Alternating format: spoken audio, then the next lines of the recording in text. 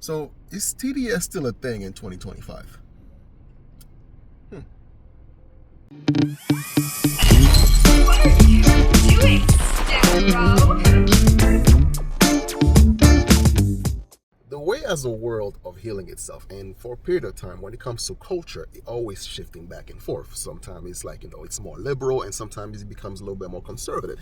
And same thing with TDS, which is Trump derangement syndrome. And I look at it this way, right? It's like those who were like venomously opposed of the Orange Man, right? Because let's face it, why? Is it because, for the most part, the negative coverage, people tell you why you should hate this man and all that stuff.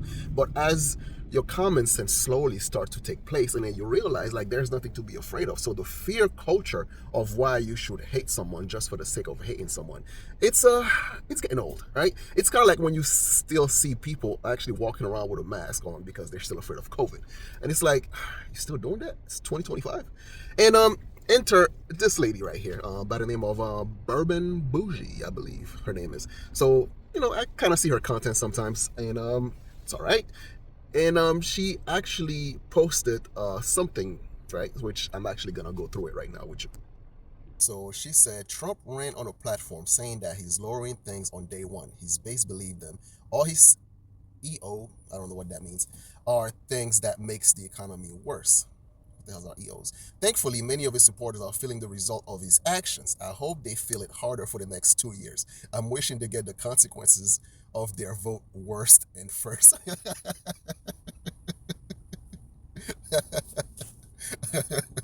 It kind of reminds me. I think there's a level of projection here because that's what happened under Biden, right? When he actually got in here, and then gas prices went up the roof because he actually started cutting off energy sectors, right? He will not.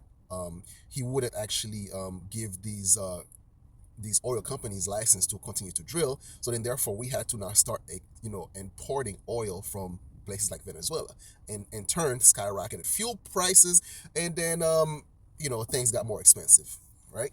So then now, this is the post that I'm talking about, right? So Trump said, eggs and gas prices out of control. Crooked Joe and the radical left destroyed affordability for hardworking Americans.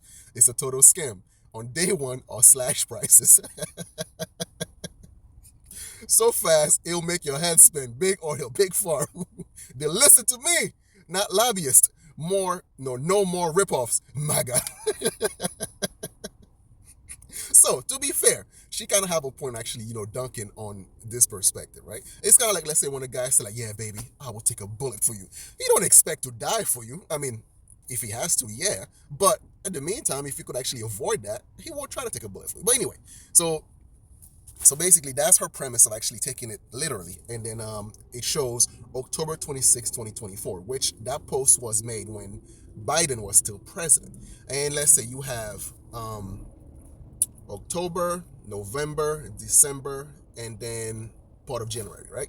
So that's about like what, 4 months for Biden to do something about the eggs and gas prices, right? But you expect Donald Trump to do it in a month, right? So now let's go back. So I actually commented and I said, I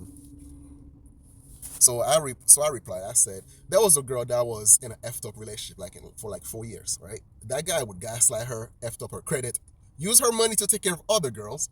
When they finally broke up and she got with another guy, this woman expect the new boyfriend to fix all the damage the last guy caused in the past 4 years within the span of a couple months.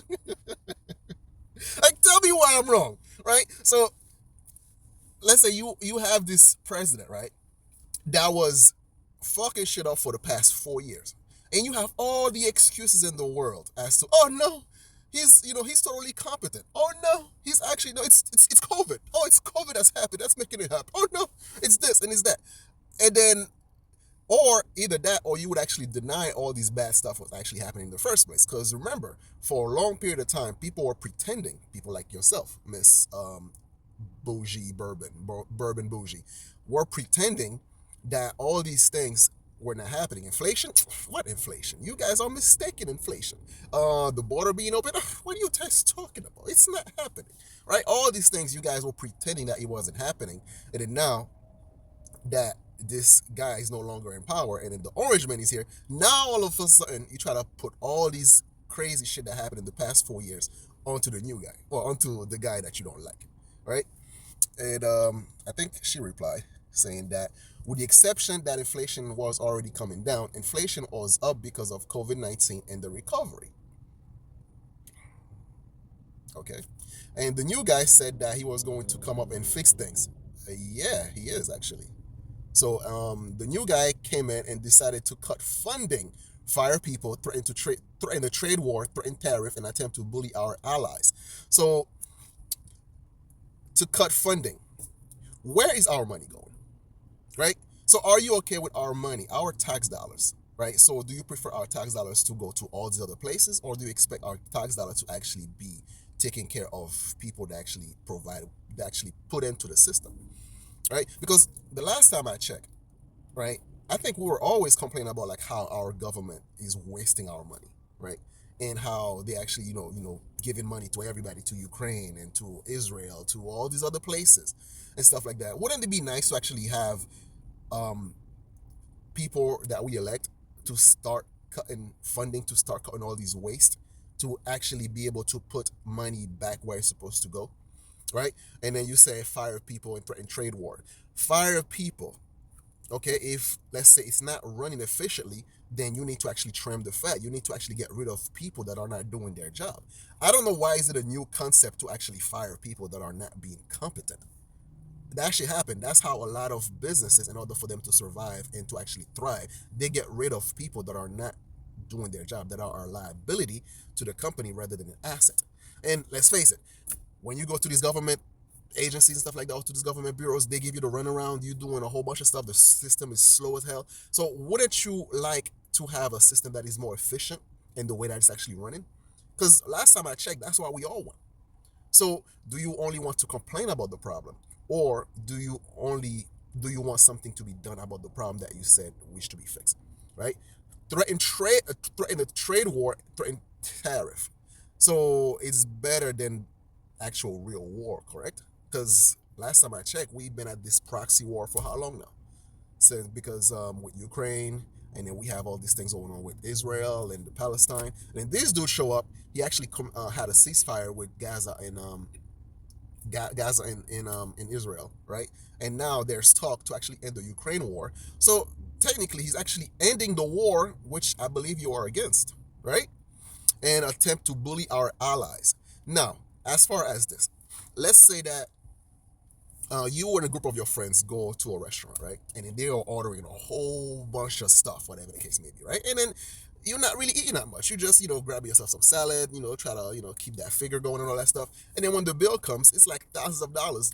And everybody's looking at you like, come on, Bougie. You know you got it like that. Come on, Bougie. Come on, Bougie. You're a big YouTuber. Pull that wallet out. You can afford it, right? Would you consider these people your friend or quote unquote your allies? Or are they here to actually take advantage of you? So it's like and then what else? And she said, oh, and sign a bunch of pointless executive order that did absolutely nothing as far as lowering any price like he promised. The executive orders, right, basically is some of them appear to be nonsense, which I agree. Like, for example, the rename of Gulf of Mexico to the Gulf of America. But some of them actually have real cultural impact. Like, for example, this whole shift when it comes to like the whole like pronoun gang, the like these people, they just like wanted to erase, pretty much trying to erase what it means to be a woman into existence by like claiming that any guy can claim to be a woman and he's a woman, and I don't know if you have any daughters and stuff like that, but if there are policies that can allow, let's say, a boy to beat up your daughter and whatnot as long as he claimed to be a woman, and then so I don't know, to me that's not fair, right? So that would be the feminist stand, to be able to protect women's spaces, right? I mean, if you are a feminist, I believe that would be the stand that you would take. And let's say the current guy already has been seen before. He was a liar before and is still a liar. So there's that. Again, you had this other dude for 4 years. He brings you into wars, inflation, energy prices skyrocketed, and then all these things skyrocketed and stuff like that, right? But already you already have that excuse on him, be like, but COVID. is the real reason. No, it's not just COVID, right? Yeah, COVID, you could have that excuse for like the first year, right? But 4 years, you still blaming COVID? Come on, come on, bro. All right. So let's say, what good is it doing? All right, let's take a list of the good that it's doing. Do you want from a cultural perspective, or do you want from a policy perspective? From a cultural perspective, right?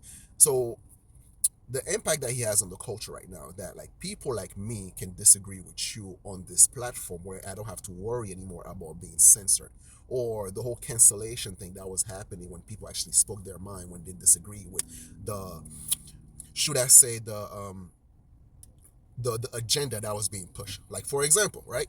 If let's say the past few years, if you somebody dare to say like, I don't think the whole vaccine thing worked, right? They will get shadow banned. They will probably, their account be suspended and all that stuff, right? Especially if you're a big YouTuber. And so being the norm, being accepted in the cultural zeitgeist. So now he can actually, like, so all these other companies can now relax their censorship, and then they're like, you know what?